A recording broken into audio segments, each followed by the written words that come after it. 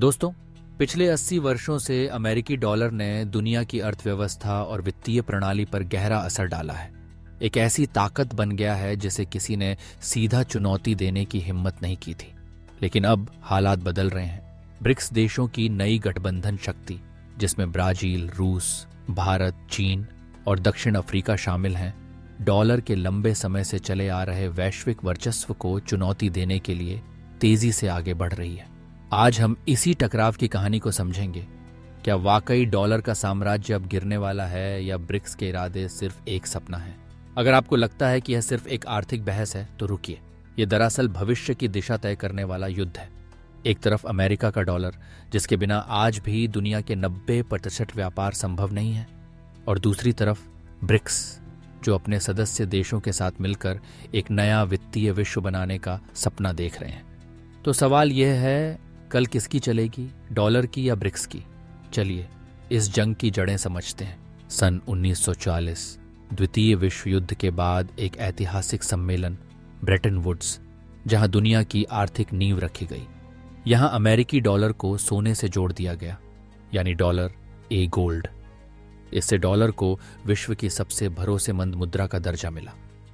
पूरी दुनिया ने इसे अपनाया और अमेरिका एक वित्तीय महाशक्ति बन गया।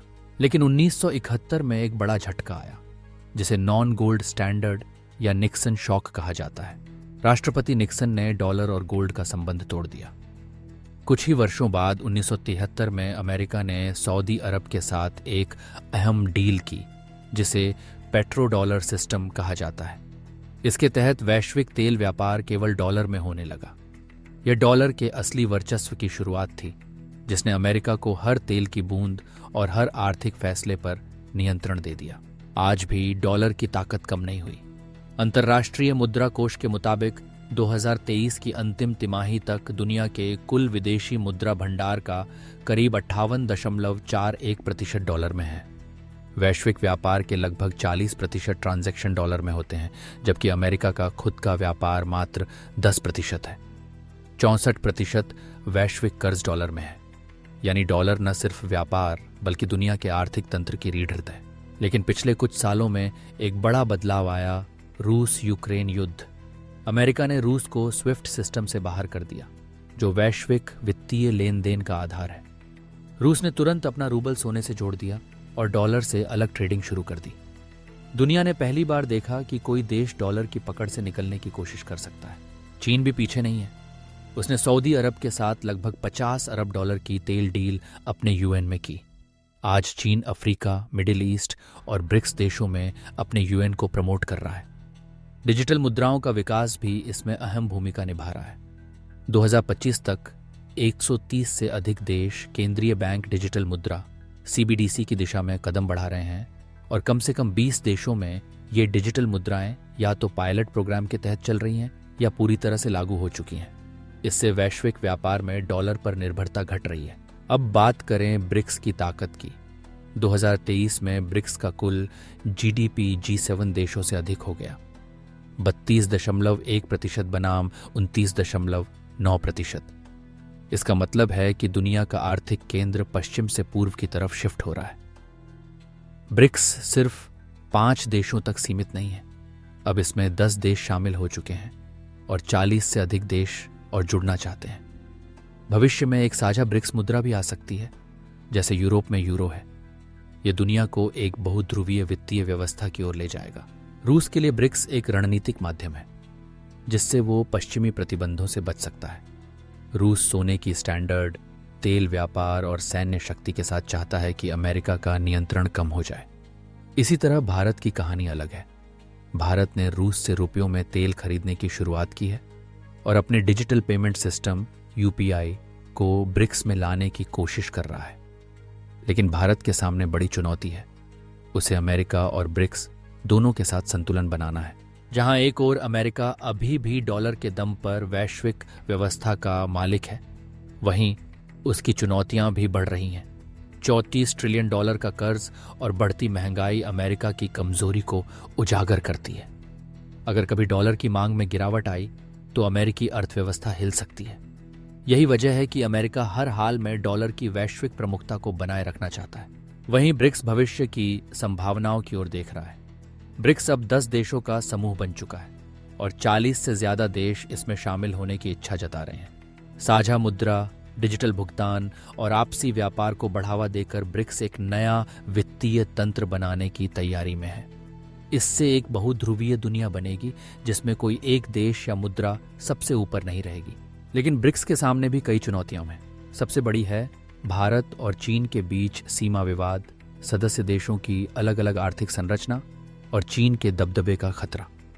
अगर चीन ही ब्रिक्स पर नियंत्रण कर लेता है तो भारत फिर से एक नई निर्भरता में फंस सकता है। आर्थिक असमानता, राजनीतिक मतभेद और तकनीकी बदलाव, ये सभी ब्रिक्स के सपनों को पूरा करने में बाधा बन सकते हैं। साझा मुद्रा के लिए वर्षों की तैयारी, एक नया केंद्रीय बैंक और सदस्य देशों के बीच गहरा सहयोग जरूरी है। अब सवाल उठता है, आगे क्या? डॉलर की कुर्सी वाकई हिल रही है, लेकिन वह अभी भी सबसे मजबूत मुद्रा है। ब्रिक्स एक नया चैलेंजर है जिसकी रणनीति डिजिटल मुद्रा, साझा आर्थिक नीतियां और अपने अपने देशों की मुद्राओं में व्यापार पर टिकी है। मगर डॉलर की जगह लेने के लिए ब्रिक्स को और भी बड़े, एकजुट और व्यावहारिक कदम उठाने होंगे। दुनिया तेजी से बदल रही है और इस बदलाव में भारत की भूमिका बेहद अहम हो सकती है। भारत फाइनेंशियल टेक्नोलॉजी में तेजी से आगे बढ़ रहा है। उसकी यूपीआई व्यवस्था दुनिया को डिजिटल भुगतान के नए रास्ते दिखा रही है। तो क्या भारत ब्रिक्स के सहारे दुनिया का वित्तीय टेक लीडर बन सकता है, या फिर चीन अपनी आर्थिक और राजनीतिक ताकत के दम पर ब्रिक्स में सबसे ऊपर रहेगा? यह फैसला आज की नीतियों, आज की तकनीकी प्रगति और अंतर्राष्ट्रीय सहयोग पर निर्भर करेगा।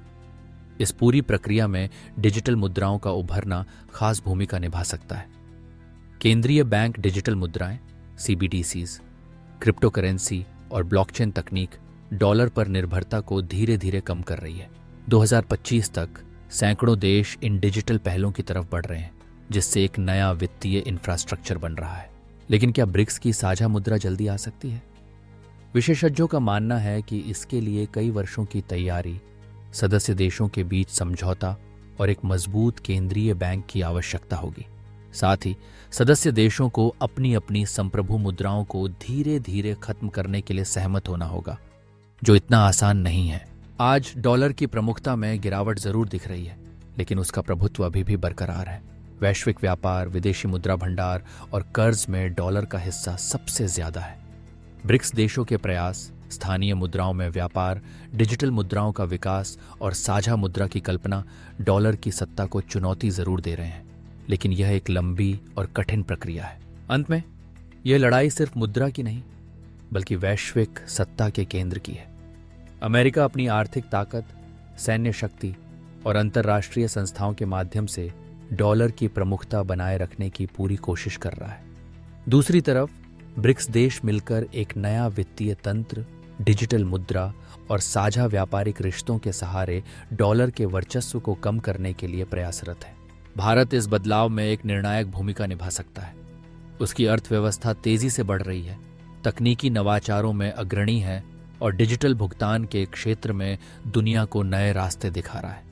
लेकिन भारत को सावधानी से अपने कदम बढ़ाने होंगे ताकि वह अमेरिका और ब्रिक्स दोनों के साथ संतुलन बनाए रख सके।